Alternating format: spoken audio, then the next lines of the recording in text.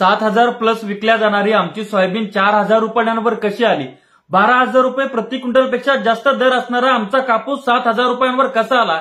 तर आमच्या तुरीला या वर्षी 16,000 रुपये क्विंटलपेक्षा जास्त दर मिळू शकला असता, परंतु तो कोणामुळे मिळाला नाही? या सर्व गोष्टीचं उत्तर जर शोधायला गेलं तर ते उत्तर आहे सरकार. आणि हे सरकार जर असंच करत राहिलं तर शेतकरी मेल्याशिवाय राहणार नाही.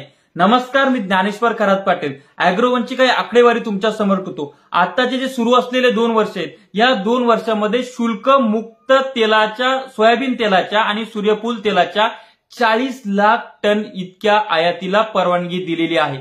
शुल्कमुक्त म्हणजे काय की परदेशातून इकडे माल जर आणायचा असेल तर त्याला कुठल्याही प्रकारचं कर लागणार नाही. म्हणजे इथं साठा वाढवायचा, एकीकडे कृषी प्रधान देश, एकीकडे आत्मनिर्भर होण्याच्या घोषणा आणि दुसरीकडे परदेशातून सगळ्या गोष्टी आयात करायच्या आणि इथला शेतकरी मारायचा. का? इथल्या शेतकऱ्यांमध्ये तुमचा जीडीपी कोरोनामध्ये प्लस ठेवण्याची अवकात आहे. इथल्या शेतकऱ्यांमध्ये हा देश चालवण्याची अवकात आहे आणि इथल्या शेतकऱ्यांमध्ये तुमचं फुकट पोट भरण्याची सुद्धा अवकात आहे. पण असं असताना तुम्ही शेतकऱ्यालाच का ओरबडताय, का लुटताय? उत्पादन खर्च भरून निघत नाही, अशी सोयाबीनची परिस्थिती आहे. आपल्याला माहितीये, ज्या वेळेस सोयाबीनला 7,000 प्लस भाव होता त्यावेळेस याच केंद्र सरकारनं 12 लाख टन जीएम सोयाबीन आयात केली, परंतु तीच जीएम सोयाबीन इथल्या भारतातल्या शेतकऱ्याला हे लावू देत नाहीत. परंतु गत वर्षी सोयाबीनचे दर 5,000 4,500 पर्यंत आले, तेव्हा मात्र या सरकारनं सोयाबीनची रेट पडले म्हणून शेतकऱ्यांसाठी काही सोयाबीन किंवा काही सोयाबीन निर्यात केली नाही. म्हणून हे सरकार शेतकरी विरोधी आहे या ठिकाणी स्पष्ट होतंय. आणि म्हणूनच सरकारच्या धोरणामुळे 7,000 वर असलेली सोयाबीन 6,500 वर आली, कालांतरानं 6,000 वर आली, आता 4500 वर आलेली आहे. आणि सरकारचा हमीभाव 4400 आहे. ज्या वेळेस सरकारचा हमीभाव 4400 असतो त्यावेळेस तुमचं सोयाबीन 3500 रुपयापासून खरेदी करायला सुरुवात होती. ही वस्तुस्थिती आहे. आमदनी अट्टनीन खर्चा रुपये आमचा झालेला आहे. आम्ही काहीच बोलायला तयार नाही आहोत. त्यानंतरचं आहे कापसाचं. कापसामध्ये सुद्धा यांनी काय केलं? सेबीमध्ये अनिश्चितता घडून आणली, अनियमितता घडून आणली, त्यामुळे वायदे होऊ शकले नाही, म्हणजेच तेव्हा भाव पाडले गेले. त्यानंतर ऑस्ट्रेलिया सारख्या देशातून यांनी 3 लाख गाठी आयातीची घोषणा केली. आयात आयात आयात अशा पद्धतीची वावड्या उठल्या आणि त्या वावड्या उठून ते प्रेशर क्रिएट करून व्यापाऱ्यांनी शेतकऱ्यांचा कापूस हा कमी दरामध्ये त्या ठिकाणी विकत घेतला आणि तो 12-13 हजार रुपयावरचा कापूस, 14,000 रुपये असलेला कापूस आज 7,000 रुपयांवर आलेला आहे. आणि त्या कापसाचा उत्पादन खर्च आहे 10,000 रुपये प्रति क्विंटल आणि कापूस जातोय 7,000 रुपये, म्हणजे उत्पादन खर्च सुद्धा भरून निघत नाही. मग तुमचा शेताचा वापर झालाय, तुमचा वापर झालाय आणि उलट तुम्हाला 3,000 रुपये खिशातून टाकावे लागले. ही परिस्थिती आहे कृषी प्रधान देशाची. 2021 मध्ये मूग आणि उडीद आयातीचे पंचवार्षिक धोरण आखले. म्हणजे एकच वर्ष नाही तर 5 वर्ष परदेशातल्या शेतकऱ्यांना आम्ही पोचणार. कोण? कृषी प्रधान देशातली व्यवस्था, कृषी प्रधान देशाचा पंतप्रधान, वाणिज्य मंत्री, मंत्रिमंडळ हे परदेशातल्या शेतकऱ्यांसाठी कायदे करते, त्यांना पोचणार. कशासाठी? फक्त निवडणुका जिंकण्यासाठी. कशासाठी? शेतकरी जागरूक नाही, तो जागरूकतेने मतदान करत नाही, परंतु शहरी गठ्ठा मतदार ओरड करतो, मीडियावाला त्याच्या मागे पळतो आणि म्हणून आम्ही शहरी लोकांसाठीच कायदे बनवणार, शहरी लोकांसाठीच आयात निर्यात धोरण आखणार, असलं सरकार आहे हे. त्यानंतर तुरीचं काय झालं? आफ्रिकन कंट्रीमधून आयात केली आणि इथं ऑलरेडी आपल्या भारताचा वापर किती आहे तुरीचा? 45 लाख टन आपल्याला तूर खाण्यासाठी लागते. तर तो तुटवडा भरून काढण्यासाठी यांनी तिकडनं तूर आणली. अरे सध्या शेतकऱ्यांजवळ जितकी आहे तेवढी खरेदी करू द्या, तेवढी खरेदी करून घ्या. हमी भावापेक्षा जास्त दर जो मिळतो त्याला मिळू द्या.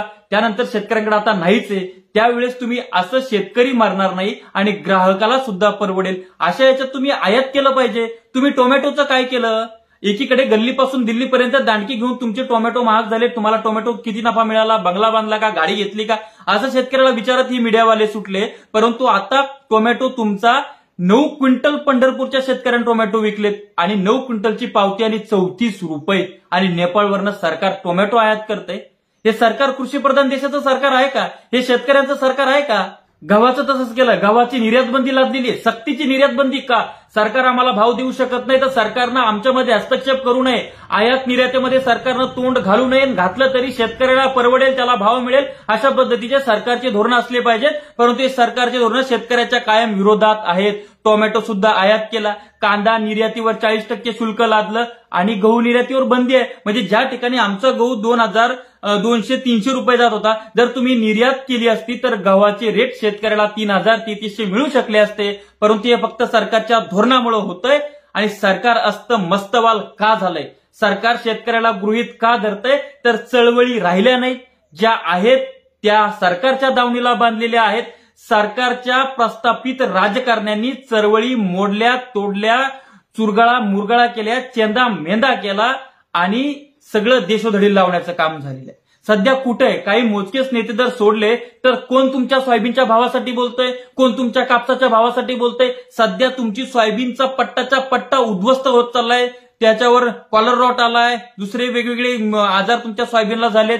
तुमचं क्षेत्र होत्याचं नव्हतं होतंय, उत्पादन खर्च भरून निघत नाही. अशा अवस्थेमध्ये कोण तुमच्यासाठी बोलतोय? मग तुम्ही ज्यांना निवडून देता, 90% इथल्या विदर्भ मराठवाड्यातल्या आमदार खासदारांचा मतदार हा शेतकरी असताना तो त्याविषयी चार शब्दही काढायला तयार नाही. मग शेतकऱ्यांना आता उठा आणि जागे व्हा.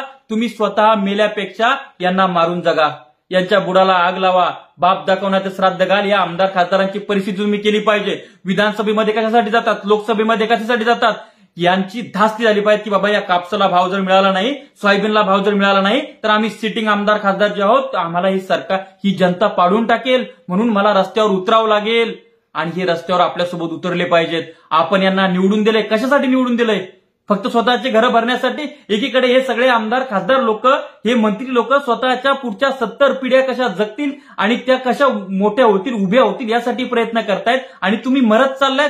कसल्या भंपगिरीमध्ये तुम्ही जगताय? तुमच्याकडे आमदार खासदार आला तर त्याला सेलिब्रिटी म्हणून वागवताय, त्याच्यासोबत फोटो काढताय, फोटो काढून तो तुम्ही तुमच्या सोशल मीडियावर अपलोड करताय आणि तुमचा सामाजिक स्टेटस तुम्ही जपताय.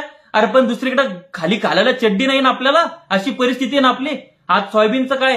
सोयाबीनचं म्हणजे आपण मी जेव्हा लहान होतो त्यावेळेस ताडपत्री किती रुपयाला मिळायची? 400-500 रुपयाला. आता तीच ताडपत्री किती रुपयाला झाली आहे? 3,000-3,500 रुपये. मग त्या तुलनेमध्ये सोयाबीनचे रेट वाढले का? त्या तुलनेमध्ये कापसाचे रेट वाढले का?